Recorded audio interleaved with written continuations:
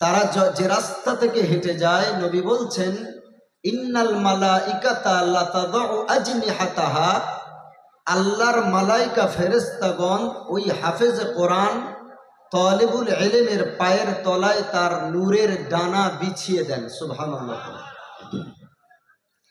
যে তালিবুল ইলমরা হেঁটে গেলে তাদের পায়ের ধুলি নেওয়ার জন্য ফেরেশতারা ডানা বিছিয়ে দেয়, সেই তালিবুল ইলমদের পায়ের ধুলিতে আমি আপনি আজকে বসে আছি, কেউ উপরে আর কেউ নিচে।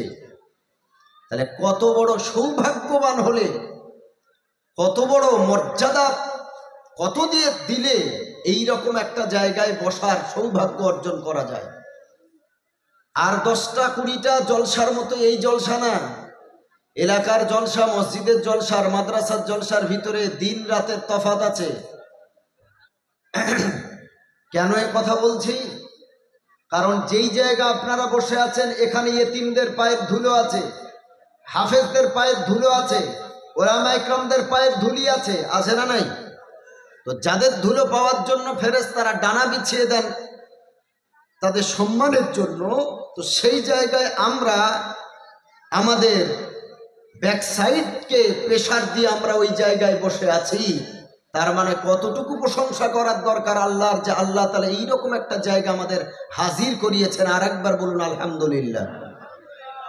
সব ছেলেরা মাদ্রাসায় আসতে পারবে না। ভাগ্যবান তো সেই বাপ, ভাগ্যবতী তো সেই মা যে তার সন্তানকে মাদ্রাসায় দিতে পেরেছে। গতকাল একটা প্রোগ্রাম করেছিলাম আমাদের ওদিকে, দক্ষিণ 24 পরগনা 22 হাটা জয়নগর থানার অন্তর্গত মাদ্রাসায় এক মায়ের 3 সন্তান হাফেজে কোরআন, আলহামদুলিল্লাহ পড়েন। 3টেই সন্তান। টাকার অভাব? জি না।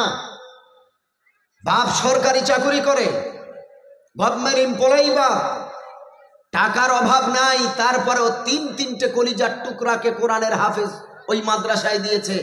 গতকাল একসাথে 2টো ছেলেকে পাগড়ি দিলাম এই হাতে। গত বছর বড় ছেলেটার পাগড়ি হয়েছে। 3 সন্তান কোরআনের হাফেজ হয়ে গেছে, আলহামদুলিল্লাহ পড়ে।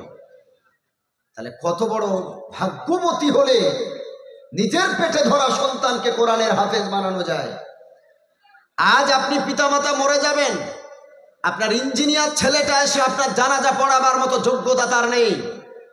আপনি এই মুহূর্তে মারা গেলে কবরে মাটিটা কি সিস্টেমে দিতে হয়, কবরটা কি সিস্টেমে দিতে হয়, জানাজাটা কি সিস্টেমে পড়াতে হয়, গোসলটা কি সিস্টেমে দিতে হয়, কাফনটা কি সিস্টেমে পড়াতে হয়, আল্লাহর জাতের কসম আপনার ডাক্তার, মাস্টার, ইঞ্জিনিয়ার, এই জেনারেল এডুকেটেড যারা, এরা পারবে না, এত সহজ না। কিন্তু যেই ছেলেটাকে 200-300 টাকা হাত খরচ দিয়ে মাদ্রাসায় দিয়েছে, ওই সন্তানটা ভালো খেতে পায়নি, ডিম সিদ্ধ পায়নি, গোস্ত পায়নি, বিরিয়ানি পায়নি, মাছ পায়নি, ফ্রাইড রাইস পায়নি, দামি দামি খাওয়া সে পায়নি, হেলদি ফুড সে পায়নি।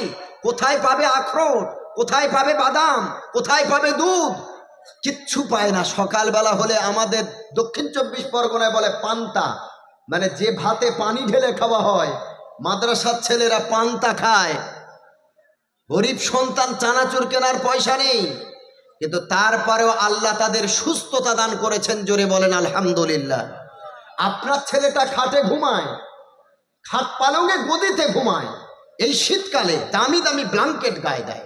আমাদের কলিজার টুকরা সন্তানগুলো এগুলো এই ফ্লোরের উপরে, মেঝের উপরে একটা চাটাই বিছিয়ে তাতে শোয় এই ঠান্ডাতে।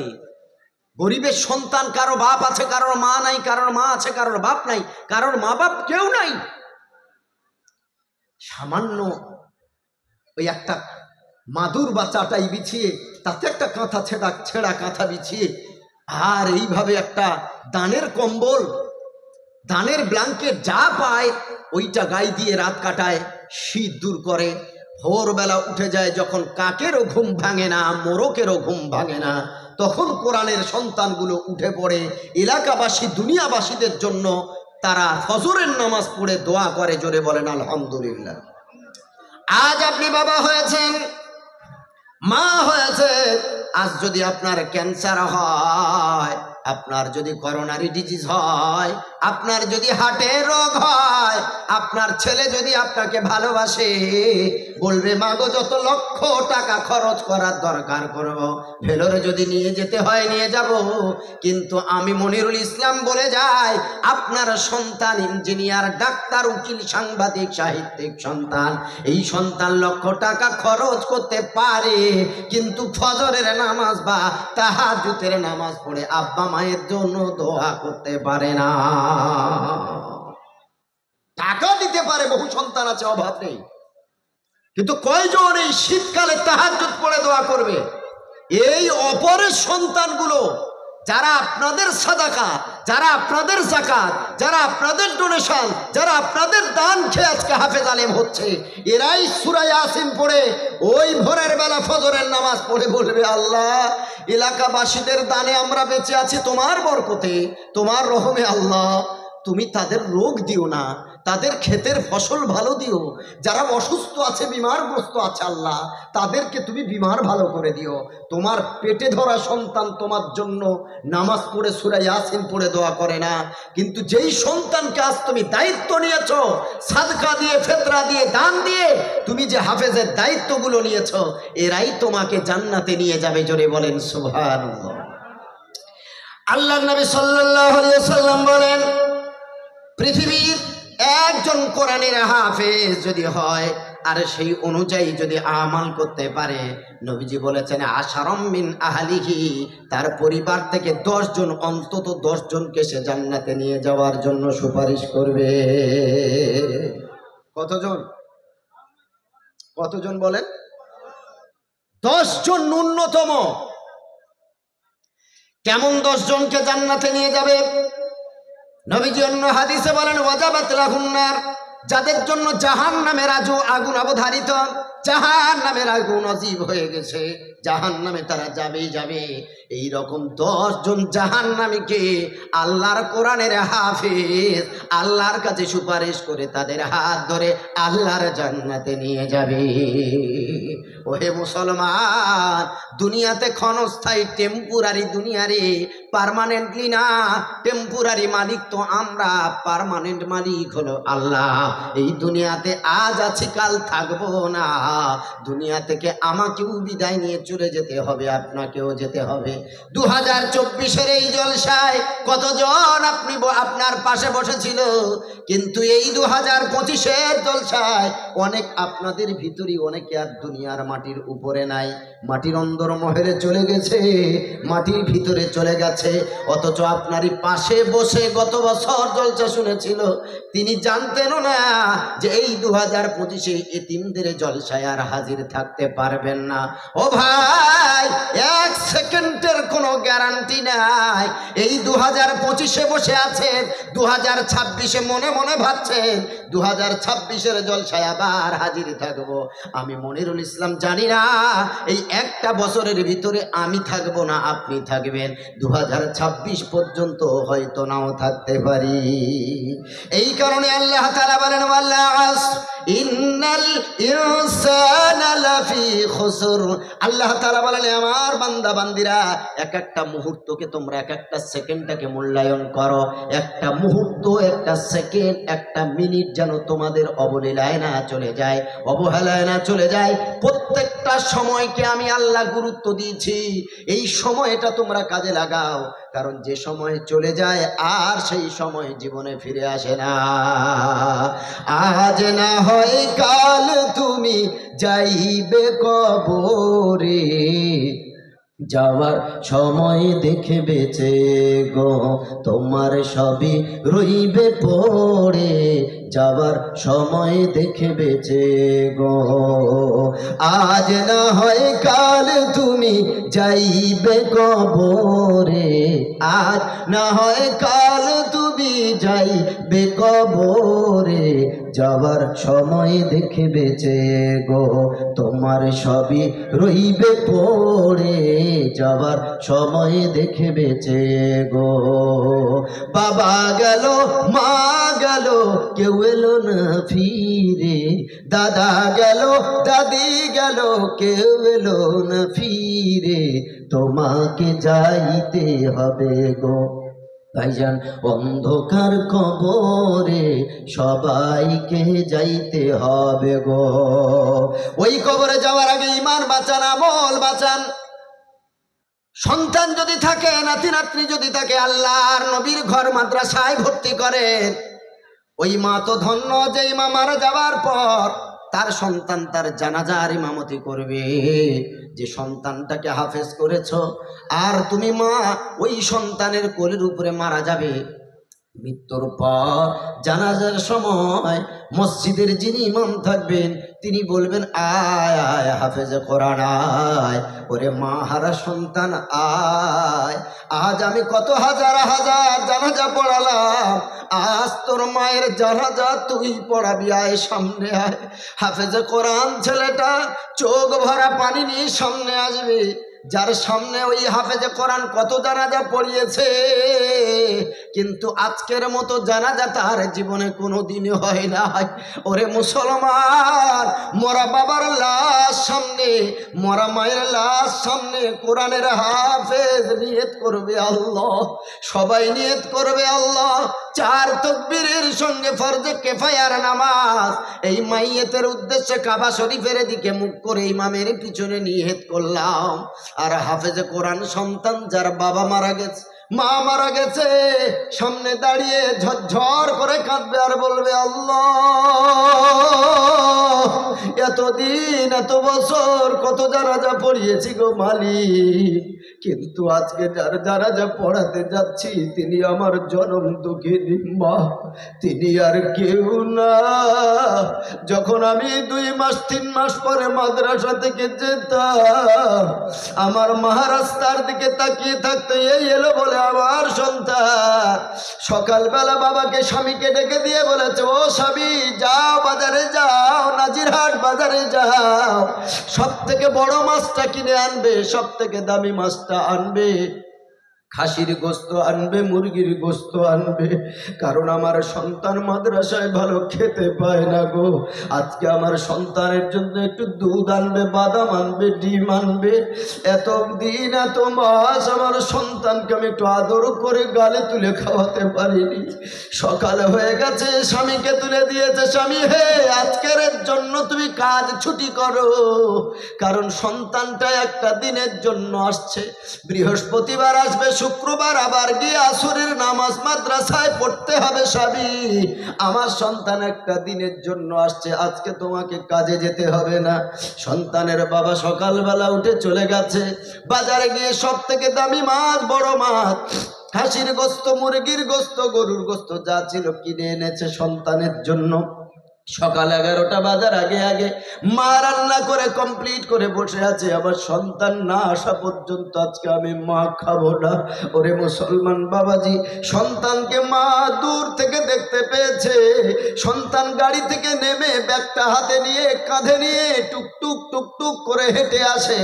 মা যেন কত বছর সন্তানকে দেখতে পায়নি, পাগলের মতো ছুটে চলেছে সন্তানের কাছে, গিয়ে সকলের সামনে সন্তানকে বুকে একটু আব্বু বলে চিৎকার দিয়ে জড়িয়ে ধরেছে, কপালে চুমা দেয়, গালে চুমা দেয়, যেন কত মাস দেখে নাই। সন্তানের কাছ থেকে ব্যাগটা মা নিয়ে সন্তানের হাতটা ধরে, আয় আয় বাবা আয়, তাড়াতাড়ি হাত মুখটা ধুয়ে নে। ছেলেটা বলছে, মা গো সেই সকালবেলা মাদ্রাসা থেকে বার হয়েছে, কিছুই খাইনি, মা হাতে পয়সা ছিল না। মা বলছে, বাবা আজ আমি তোর মা, তোরে খাইয়ে দেব, তোর আর নিজের হাতে খেতে হবে না। সব কিছু রেডি করে মা এখনো পর্যন্ত এক ঢোক পানিও পান করে নাই, সন্তানের গালে গালে তুলে খাওয়ায়, আর মা এমন করে অঝরে কান্না করে আর চোখের পানি ফেলে। ছেলেটা জিজ্ঞেস করছে, মা গো তুমি কেন এমন কান্না করো? এত মাস পরে তোমার কাছে বাড়ি একটু এসেছি, তোমার চোখের পানি আমারও ভালো লাগে না। সন্তানের সামনে আড়াল করতে করতে চায় কিন্তু করতে পারে না। মা বলছে বাবা রে আমি জানি তোর কত কষ্ট, ওই মাদ্রাসায় তোর নিজের জামা কাপড় তোরে কাচতে হয়, তোর নিজের বিছানা তোরে করতে হয়। একটা 7 বছর 8 বছর 10 বছরের সন্তান যার জীবনটা তার মায়ের আদরে বেড়ে ওঠার কথা, তার মায়ের ছত্র ছায়ায় তার বড় হওয়ার কথা, কিন্তু ওই সন্তানটা একটু চিন্তা করো বাবাজি, এই মাদ্রাসার মতো মাদ্রাসায় ছোট্ট মাসুম বাচ্চা, কাছে তার মা নাই, তার বোন নাই, তার দাদি নাই, তার কেউ নাই, একা একা জামা কাপড়টা কাচতে হয়, একা একা এমন করে খানাটা ধরতে হয়। যদি কোনো সন্তান টাইমে যদি ঘুমিয়ে পড়ে খানা না ধরে গো, মাদ্রাসাওয়ালা আমরা যারা মাদ্রাসা চালাইতাম আমরা আর অন্য সময় খানা দেওয়া হয় না, কারণ মাদ্রাসার খানা একটা টাইমিং ধরে দেওয়া হয়। ওই ছেলে যদি ঘুমিয়ে পড়েছে, খানা দেওয়ার সময় যদি না থাকে, সারাটা দিন খালি পেটে থাকতে হয়। ওগো বাবাজি বলেন, ওই ছোট্ট বাচ্চাটার যদি কাছে আজকে মা থাকতো, তারে না খাইয়ে ঘুম পড়াতো না। তোমার আমার ভাই বোন আমরা তোমরা যদি না খেয়ে শুয়ে যাই, মা বারবার বলে বাবা সারা রাত চলে যাবে, পেটে তোর কিছুই থাকবে না, তোর শরীর খারাপ হবে, আয় বাবা এক মুঠো হলেও তুই খেয়ে যা। কিন্তু মাদ্রাসার এক এতিম বাচ্চা, মাসুম বাচ্চা যদি না খেয়ে ঘুমিয়ে পড়ে, আল্লাহর কসম এলাকার মানুষ মাদ্রাসার বিরোধী হতে পারে। অনেকে মাদ্রাসাকে ভালোবাসে, কিন্তু প্রতিদিন কাজ থেকে যাওয়ার সময় একটু কি ইচ্ছা হয় না মাদ্রাসার ভিতরে যাই, দেখি সব সন্তানগুলো খানা খেয়েছে কিনা, একটু গিয়ে খবর নেই মাদ্রাসার ছেলেগুলো মশারি খাটিয়েছে কিনা। ও বাবাজি কত সন্তান এমন গরিব, মশারি কেনার মতো পয়সা নাই। গত বছর মরিগাঁও ডিস্ট্রিক্ট আসামের বুড়াবুড়ি বাজার মাদ্রাসায় ওয়াজ করে যখন ভিতরে আপনার কিনা ওয়েটিং রুমে যখন গেলাম, মেহমান খানায় যখন গেলাম, দুটো ছেলে আমার কাছে এলো, একজনের চোখ ভরা পানি, বয়স হবে 11 থেকে 12 বছর, এসে আমার হাতটা ধরে বলছে হুজুর আমার জন্য একটু দোয়া করবেন। কথা বলার শক্তি হারিয়ে গেছে, ভালোভাবে কথা বলতে পারে না, এমন কষ্ট। ওই ছেলেটা এসে বলছে হুজুর আবার মাথায় একটু হাত দিয়ে একটু দোয়া করে দেন হুজুর। ওর বন্ধুটা পাশে আছে, বলছে হুজুর এমন গরিব, এমন অসহায়, মাদ্রাসায় এর মতো অসহায় আর কেউ নাই। আমি বললাম কি হয়েছে রে বাবা, কি হয়েছে একটু বল। ছেলেটা তখন ওর বন্ধুটা বলছে হুজুর ওর বাপ নাই, ওর মা নাই, এমন গরিব, ওর বাবা মারা যাওয়ার পর, ওর মা মারা যাওয়ার পর ওর খালা যারা ছিল তারা ওকে নিয়ে মাদ্রাসায় দিয়ে গেছে, কিন্তু খালার ছেলেমেয়েরা মাদ্রাসায় পড়ে না, গরিবের দেখার কেউ নাই, মাদ্রাসায় দিয়েছে। আমি দেখেছি যখন কোন মাদ্রাসার ছেলের আব্বা মা মাদ্রাসায় গেট থেকে ঢোকে, হাতে একটা ব্যাগ থাকে, খাবার থাকে, মাদ্রাসার ছেলেটা বৃহস্পতিবার ছুটির দিন ওই গেট থেকে যখন দেখে ওর আব্বা আসছে, মা আসছে, পাগলের মতো ছুটে গিয়ে মাকে জড়িয়ে ধরে, মাকে আদর করে, মাকে ভালোবাসে, আর কত খাবার নিয়ে আসে। কিন্তু এই ছেলেটা যখন এই দৃশ্যগুলো দেখে, একটা পিলারের আড়ালে হাউ মাউ করে কাঁদতে থাকে, আর আল্লাহকে ডাক দিয়ে বলে আল্লাহ আমার যদি আব্বা থাকতো, মা থাকতো, আমার এমন আদর করতো, এমন ভালোবাসতো। সব থেকে যেই কথাটায় আমি বেশি কষ্ট পেয়েছি গো ভাই, ওই বন্ধুটা বলছে হুজুর এমন গরিব, সবাই যখন জামা কাপড় কেচে চলে যায়, ওই ছোট ছোট সাবান যেগুলো পড়ে থাকে, যেগুলো ফেলে দেয় আর ইউজ করার নয়, এই ছেলেটা ওই এখান থেকে একটু সাবান, ওখান থেকে একটু সাবান, পড়ে থাকা সাবানগুলো এক জায়গায় করে ছেলেটা জামা কাপড় কাচে গো হুজুর। এর খালা খালু কেউ তেমন আসে না, কেউ দেখার নাই, বলল, হুজুর আমার যদি কোনো জিনিসের প্রয়োজন হয় আমি আমার ওস্তাদের কাছে বলি, কিন্তু আমিও তো চিন্তা করি আমার ওস্তাদের সংসার আছে, বাল বাচ্চা আছে, বিবি আছে, তার কাছে বারবার চাইতে আমার লজ্জা লাগে, তাই আমার কষ্ট হয়, তারপরেও চাই না। ছেলেটার মাথায় হাত দিয়ে কপালে চুমাকে কিছু পয়সা দিয়ে বললাম, বাবারে যখন কোনো অসুবিধা হবে আমার একটা কল দিবি, আমি পয়সা পাঠিয়ে দেবো। মনে করছেন কোরআনের হাফেজ হওয়া এত সহজ? আমরা যারা মাদ্রাসায় চালাই মনে করেন কষ্ট কি হয় না? বাচ্চাদের একটা তক্তপোষ দিতে পারিনি, ভালো ব্ল্যাঙ্কেট দিতে পারি নাই, যেই হেলদি ফুডগুলো খেলে ব্রেন বাড়বে একটু বাদাম আখরোট দিতে পারি না, একটু দুধও দিতে পারি না, ওদের একটু মাছ গোস্ত তেমন দিতে পারি না। কারণ কে দেবে? সরকার তো কোনো কিছুই দেয় না। এলাকার মানুষ যেন কেমন কেমন করে, লক্ষ কোটি টাকা আল্লাহ দিয়েছে, কিন্তু ইতিমের কথা শুনলে মনটা একটু কাঁদে না? ও মুসলমান বাবাজি, হয়তো কোলের সন্তানটাকে হাফেজ বানাতে পারেন নাই।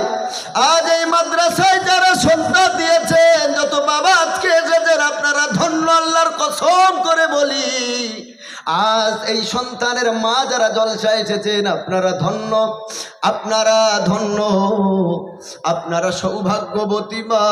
কারণ মারা যাওয়ার পর আপনি বাপ মারা যাবেন, আপনার কলিজার টুকরা হাফেজ সন্তান আপনাকে আস্তে আস্তে গোসল দেবে, বলবে যাও সরে যাও, আমার বাবাকে কেউ কষ্ট দিও না, আমার আব্বুকে কেউ কষ্ট দিও না, আমার আব্বু আমার জন্য কত কষ্ট করেছে।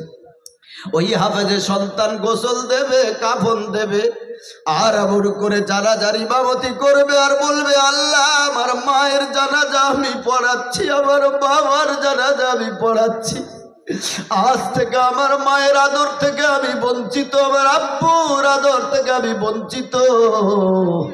এমন করে আল্লাহু আকবার করে হাত বাঁধবে, আল্লাহর কসম ওই সন্তান হাত বাঁধার সাথে সাথে আল্লাহ তার আব্বা মায়ের গোনাহগুলি ক্ষমা করে দেবে। কারণ আল্লাহর নবী সাল্লাল্লাহু আলাইহি ওয়াসাল্লাম বলেছেন, ইদা মাতাল ইনসানু ইনকাতা আনহু আমালুহু ইল্লা মিন সালাসাতিন আও সাদাকাতিন জারিয়া ইলমিন ইউনতাফাউ বিহি ওয়ালাদিন সালিহিন ইয়াদউ লাহু। নবীজি বলেছেন, যখন মানুষ মারা যায় তার আমলের দরজাগুলো বন্ধ হয়ে যায়, কিন্তু তিনটে দরজা খোলা থাকে। তার একটা হলো ওয়ালাদিন সালিহিন ইয়াদউ লাহু। পৃথিবীতে যদি নেককার সন্তান রেখে যেতে পারেন, ইমানদার সন্তান রেখে যেতে পারেন, পৃথিবীতে যদি নাতি নাতনিকে হাফেজ করাতে পারেন, হাফেজা বানাতে পারেন, পৃথিবীতে নিজ সন্তানকে যদি হাফেজা বানাতে পারেন, নবীজি বলেছেন ওই সন্তানের মা বাপ অন্ধকার কবরে চলে যাবে, আর ওই সন্তান দোয়া করবে ইয়াদউ লাহু, তার আব্বা মায়ের জন্য। ওই সন্তানের হাত তুলতে দেরি, আল্লাহ ওই বান্দার দোয়া কবুল করতে দেরি করে না। ভাই গো আমার, ওই সন্তান আমাকে কোলে নেবে, আপনাকে কোলে নেবে। যদি হাফেজে কোরআন সন্তান বেঁচে থাকতে আমি আপনি আমার আপনার মৃত্যু হয়, ওই সন্তানটা কবরে নামবে, নেমে বলবে, দাও আমার মৃত মায়ের লাশটা আমার কোলে দাও, আমার মৃত আব্বুর লাশটা আমার কোলে দাও। কারণ এই আব্বু আম্মু আমার ছোট্টবেলায় কোলে নিয়ে কত আদর করেছে, ভালোবেসেছে। আব্বু আম্মুকে তো জীবনে কোলে নেওয়ার মতো পরিস্থিতি আল্লাহ দেয়নি। আজকে কবরে শেষ হবো, আমার আব্বা মা আমারে কষ্ট করে হাফেজ করেছে, আলেম করেছে, বছরের পর বছর আমাকে দেখতে পায় নাই, আমার মুখে মা ডাকটা শুনতে পাইনি, মাসের পর মাস বালিশ, কত বালিশ ভিজে গেছে রাত্রেবেলা, আমার কথা চিন্তা করে করে দাও আমার জনম দুঃখিনী মায়ের লাশখানা আমার হাতে দাও, আমার আব্বার লাশটা আমার হাতে দাও। আজকে আমি শেষবারের মতো আব্বা মাকে কবরে শুইয়ে দেব। ওরে মুসলমান বাবাজি, আজকে আমি মনিরুল ইসলাম আমার আব্বা মা পাগল না যে আমারে হাফেজ বানালো, আলেম বানালো। কারণ যদি বলেন যারা গরিব হয় তাদেরই সন্তান মাদ্রাসায় যায়। আমার আব্বাজান সরকারি চাকরি করে, ডাক্তারি, আমি নিজে ডাক্তারি করি, আবার জলসার লাইনে আছি, মাদ্রাসা চালাই। তাহলে ইনশাআল্লাহ সুম্মা আলহামদুলিল্লাহ আল্লাহ অভাব দেয়নি। একটা ডাক্তারের সন্তানকে আল্লাহ অভাব দেবে না। তারপরেও কি আমার আব্বা আমাকে মাদ্রাসায় দিয়ে ভুল করেছে? নিজেও মাওলানা মুফতি সাহেব। যদি বলেন গরিবের ছেলেরা মাদ্রাসায় পড়ে, আমি ধনী, আমি ইংলিশ মিডিয়ামে পড়াবো, কেন মাদ্রাসায় দেব? তাহলে আমারও একটা 12 বছরের সন্তান, আমাকে তো আল্লাহ টাকার অভাব দেয়নি, আমার সন্তানকে কেন আমি মাদ্রাসায় দিলাম কোরআনের হাফেজ বানাবার জন্য? তাহলে আমরা আলেম সম্প্রদায় আমরা কি পাগল বুঝি না যে দুনিয়ার শিক্ষায় টাকা বেশি, আখেরাতের শিক্ষায় টাকা অল্প? কিন্তু মুসলমান যত বেশি টাকাই হোক না কেন খালি হাতে দুনিয়া থেকে চলে যেতে হবে। ভাই আমার, তাই সন্তানকে মাদ্রাসায় দিন। যেই সন্তানের ব্রেন ভালো তাকে আগে মাদ্রাসায় দিন। কারণ একটা ব্রেনই ছেলে, ব্রিলিয়ান্ট ছেলের হাফেজ হতে 1 বছর 1.5 বছরের বেশি লাগবে না। কিন্তু যারা একটু আয়ত্ত করতে সময় লাগে, অন্তত তাদের 3 থেকে 4 থেকে 5 বছরও লেগে যায়। আপনার যেই ছেলেটা স্কুলে পড়ে না, ওই ছেলেটাকে দিয়েছেন মাদ্রাসায়। যেই ছেলেটা পড়াশোনা করতে চায় না, ওই সন্তানটাকে দিয়েছেন মাদ্রাসায়। খবরদার, ভালো ছেলেটারে মাদ্রাসায় দিন। আর হাফেজে কোরআনের মা হয়ে, আব্বা হয়ে কবরে যাওয়ার জন্য আল্লাহর কাছে দোয়া করুন। যাদের ব্যাপারে আখেরি পয়গম্বর বলেন, ও দুনিয়াবাসী শোনো, আমার উম্মতি শোনো, একজন হাফেজে কোরআনের মর্যাদা কত। আল মাহিরু বিল কোরআনি মা'আস সাফারাতিল কিরামিল বারারা। হাফেজে কোরআন যারা হয়, কোরআনের কারি যারা হয়, কোরআন পাঠে দক্ষ যারা হয়, নবীজি বলেছেন মা'আস সাফারাতিল কিরামিল বারারা। আল্লাহর নবী বলেন হাফেজে কোরআন, কোরআনের দক্ষ যারা, তারা ফেরেশতাদের সমতুল্য। আবার আখেরি পয়গম্বর বলেন হাফেজে কোরআনের সম্মান কত শোনেন। আল্লাহর নবী সাল্লাল্লাহু আলাইহি ওয়াসাল্লাম বলেন, মান ক্বারাআল কুরআন ওয়া আমিলা বিমা ফি উলবিসা ওয়ালিদুহু তাজান ইয়াউমাল কিয়ামাতি দাউহু আহসানু মিন দাউইশ শামসি আও কামা ক্বালা আলাইহিস সালাতু ওয়াস সালাম। আল্লাহর নবী সাল্লাল্লাহু আলাইহি ওয়াসাল্লাম বলেন, যদি কেউ কোরআন পড়ে, ওয়া আমিলা বিমা ফি, কোরআন অনুযায়ী যদি আমল বানায়, জিন্দেগি বানায়, কোরআন অনুযায়ী যদি চলে, আল্লাহর নবী বলেছেন হাফেজে কোরআনের সম্মান তো ভিন্ন। তার পিতা মাতার সম্মানের ব্যাপারে নবী বলেন, উলবিসা ওয়ালিদুহু তাজান ইয়াউমাল কিয়ামাতি, কিয়ামতের দিন, মুসিবতের দিন, যখন কোনো মানুষের গায়ে কোনো কাপড় থাকবে না, ওই রকম দিনে আল্লাহ তাআলা হাফেজে কোরআনের আব্বা মায়ের মাথায় আল্লাহ নূরের টোপর পরাবে, নূরের টাক পাগড়ি পরাবে। ওই পাগড়ির কিরণ কেমন হবে, ওই পাগড়ির জ্যোতি কেমন হবে গো! দুনিয়ার সূর্যের একটা মুখের আলো আমরা সহ্য করতে পারি না। আখেরি পয়গম্বর বলেন, দাউহু আহসানু মিন দাউইশ শামসি, কিয়ামতের দিন সূর্য 12টা মুখ দিয়ে আলো দেবে। 12টা মুখের আলোর যে কিরণ হবে, কোরআনের হাফেজের আব্বা মায়ের মাথার পাগড়ি ওই সূর্যের 12টা মুখের কিরণকেও, হাফেজে কোরআন আলেমে দিনের বাপমার মাথার পাগড়ির কিরণ সূর্যের কিরণকে হার মানাবে। কত সম্মান, কত ইজ্জত! মেমারি মাদ্রাসায় যখন পড়তাম, আপনার বর্ধমান ডিস্ট্রিক্ট মেমারি মাদ্রাসা, আমাদের একজন ওস্তাদ ছিলেন, নাম হলো কারি আব্দুল মান্নান সাহেব। একটু হেলদি ফিগার ছিল, আমাদেরকে তিনি হাদিস পড়াতেন। ও ভাই, মানুষটা দুনিয়া থেকে চলে গেছেন, আল্লাহ জান্নাতুল ফেরদাউসের ব্যবস্থা করে দিক, জোরে বলেন আমিন। আমি দেখেছি তিনি যখন ক্লাসে ঢুকতেন, খুব মোটা সোটা মানুষ ছিল বলে তিনি এমন করে বাবু হয়ে বসতে পারতেন না, সামনের পা দুটো সামনের দিকে আগায় দিতেন, আর বলতেন, আমার ক্লাসের যারা হাফেজে কোরআন আছো, আমি তোমাদের ওস্তাদ, তোমাদের আব্বাজানের মতো, আমার বেয়াদবি ক্ষমা করে দাও, কারণ আমার সামনে তোমরা হাফেজে কোরআন বসে আছো, আর আমি তোমাদের দিকে পা দুটো বিছায় দিই। আমার এখনো মনে আছে, উনি ক্লাসে ঢুকতেন আর বলতেন, ও হাফেজে কোরআন, আমার কারণ তোমরা হাফেজে কোরআন, তোমাদের ইজ্জত আল্লাহ দিয়েছে। তোমরা হেঁটে গেলে পুকুরের মাছ, পিপিলিকা, পিঁপড়ে সব জীব জন্তু তোমাদের জন্য দোয়া করে গো। আর আমি যত বড়ই হুজুর হই, কারি সাহেব হই, তোমাদের দিকে পা দেওয়া আমার বেয়াদবি, আমাকে ক্ষমা করে দিও। আমরা বলতাম না হুজুর এমন কথা বলবেন না, আপনি হেলদি ফিগার, স্থূলতা শরীর আপনার, আপনি পা বিছিয়ে রাখেন, আমাদের জন্য এটা দোয়া। ও মুসলমান বাবাজি, একটা ওস্তাদ যদি তার ছাত্র কোরআনের হাফেজদের জন্য এই সম্মানে শ্রদ্ধা জানায়, আমি যত বছর ছিলাম আমি দেখিনি যদি কেউ পড়া না পারত, হাফেজে কোরআন ছেলেকে তিনি মেরেছেন। আমার চোখে দেখা ভাই, যদি কোনো হাফেজে কোরআন সন্তান হাদিস পড়তে না পারত, ইবারত পড়তে না পারত, যদি ভুল ভ্রান্তি করত, হাফেজে কোরআনকে উনি নিজে মারতেন না, আর একজন হাফেজে কোরআনকে দাঁড় করাতেন আর বলতেন এর একটু কান ধর, একটু কানটা মলে দে। সাধারণ মানুষ, সাধারণ যারা কোরআনের হাফেজ না, তাদের দিয়ে কান ধরাতেন না, একটা কোরআনের হাফেজকে আর এক হাফেজ দিয়েই তিনি কান ধরাতেন। ও মুসলমান বাবাজি, এই পৃথিবীর ময়দান আর কোরআন বেঁচে থাকবে একমাত্র হাফেজে কোরআনদের জন্য। এই কারখানাগুলো যদি বন্ধ হয়ে যায়, হাফেজে কোরআন তৈরি হওয়া বন্ধ হয়ে যাবে। কারণ আল্লাহ তাআলা বলেন, আমি আল্লাহ কোরআন নাজিল করেছি, ওয়া ইন্না লাহু লাহাফিজুন, আর কোরআনের দায়িত্ব আমি আল্লাহ আমার উপরেই নিয়েছি। ও ভাই, আল্লাহ আসমান থেকে আরশে মুআল্লা থেকে সরাসরি কোরআন হেফাজত করবেন না, আল্লাহ হাফেজদের সিনার মাধ্যমে কোরআন লোড করে ওই সিনা হেফাজতের মাধ্যমে আল্লাহ সারা দুনিয়ায় কোরআন হেফাজত করবে।